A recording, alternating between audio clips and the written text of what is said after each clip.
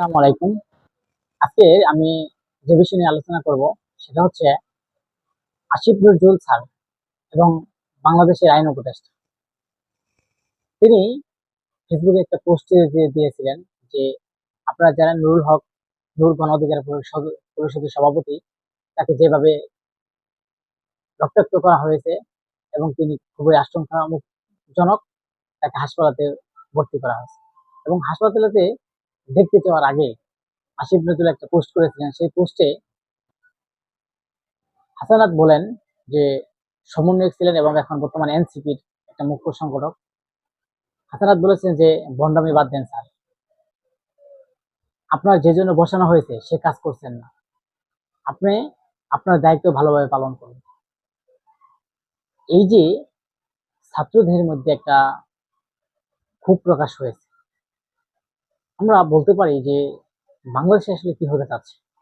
যে আসিফ নজরুল একসময় জনপ্রিয়তা ছিল এবং ছাত্রদের পাশে থাকতো, যে সময় দেশের আন্দোলন হয়েছে এবং সংগ্রাম হয়েছে এবং 24-এ যে গণ অভ্যুত্থান হয়েছে, সেই অভ্যুত্থানে আমরা দেখছি সবসময় ছাত্রদের পাশে থাকছেন এবং ছাত্ররা তাদেরকে অনেক বিশ্বাস করছে এবং বিশ্বাস করে তাকে আইন উপদেষ্টা বানিয়েছেন এবং তাকে খুব ভাবছেন যে তাকে বানাইলে হয়তো দেশের আরো ভালো কিছু হবে, তারা এই বিশ্বাস করে বানাইছে।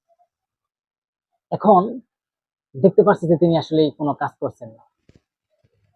সে আইনের যে যে কাজগুলা, তার যে আইন উপদেষ্টা হিসেবে যে কাজ, সেই কাজ তিনি করছেন না। এখন ছাত্র যে এনসিপির যে সমন্বয়করা, এনসিপির যে লোকেরা, তারা কিন্তু বলছে ভণ্ডামির কথা। আসলেই এটা হচ্ছে, যদি আবার নুরুল হক নূরকে দেখতে যাওয়ার সময় হাসপাতালে আশপাশে সবাই বোয়া বোয়া স্লোগান দিচ্ছে, এক পর্যায়ে তাকে ধাওয়া পাল্টার মতো এরকম পর্যায়ে চলে যাচ্ছে।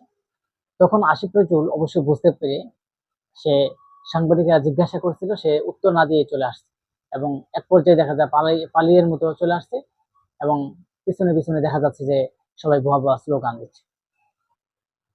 আসলে এই বাংলাদেশটা, এই যে কেন তাকে আজকে ভুয়া ভুয়া শুনতে হচ্ছে, বাংলাদেশের যে গণতন্ত্র প্রতিষ্ঠা, যে বাংলাদেশের যে সুন্দর একটা দেশে যে প্রতিষ্ঠা করা, তার যে আইনের যে ধারা এবং তার যে নিয়ম নীতিগুলো আছে, তিনি আসলে পালন করতে পারছেন না, ব্যর্থ হচ্ছেন। যেই কারণে মানুষের মনোমতন হচ্ছে না এবং তারা যেইভাবে চাচ্ছে সেইভাবে হচ্ছে না, যেই কারণে তাকে ভুয়া ভুয়া স্লোগান দেওয়া হচ্ছে। আজকে যদি আসিফ নজরুল আইন শৃঙ্খলা রক্ষাকারী বাহিনীকে এবং আইনের ধারা যদি সঠিকভাবে প্রয়োগ করতে এবং সঠিক থাকতো, হয়তো বিপি নুরুল হক নূরকে এরকম আক্রমণ করা হতো না, বা স্বরাষ্ট্র উপদেষ্টা যদি এরকম ভাবে,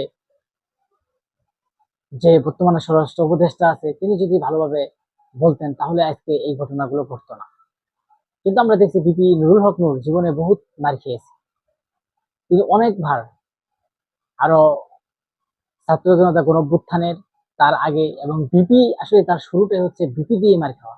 তিনি যখন বিপি হয়েছেন, জানেন তাকে মারতে মারতে অবস্থা খুব খারাপ করে ফেলেছিল। আসলে এই হয়েছে দেশের অবস্থা। এখন আসিফ নজরুলকে যে সুন্দর, আসিফ নজরুলকে যেভাবে বসানো হয়েছে, তিনি আসলে সেভাবে কাজ করছেন না।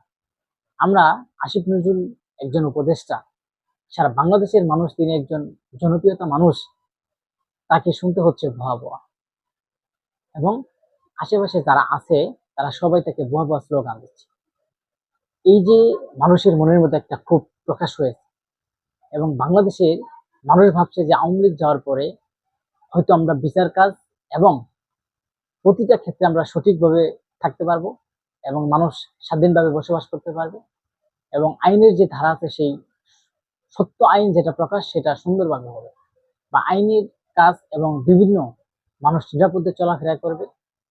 আমরা দেখতে পাচ্ছি এই সরকার উপদেষ্টা হওয়ার পর বাংলাদেশে বিভিন্ন জায়গায় বহুত ঘটনা ঘটেছে। আজকে নুরুল হক নূর না শুধু, কিন্তু সবাই কিন্তু বলে যে এই যে নুরুল হক নূরের উপর ঘটনা যে হচ্ছে, এটা যেন আর ভবিষ্যতে না হয়। কিন্তু আমরা তো এর আগেও কয়েকটা ঘটনা দেখছি, যে মিরপুরে, বিভিন্ন জায়গায়, গাজীপুরে নিজে প্রকাশ্যে মানুষকে মেরে ফেলছে। আমরা তো এর আগেও দেখেছি অনেকগুলো ঘটনা। তাই এখন আসিফ নজরুলের উপরে সবাই ক্ষেপ্ত। আসিফ নজরুলের যে, তার যে কাজ, হাসানাতের খুব, এটাই আসলে একজন মানুষ কি খুব থাকতে পারে যে ভণ্ডামি বাদ দেন স্যার, এটা যে বলছে তার মনের যে একটা ক্ষোভ, কারণ তাদের যে মনের একটা আশা ছিল যে দেশটা সুন্দর করে পরিচালনা করব,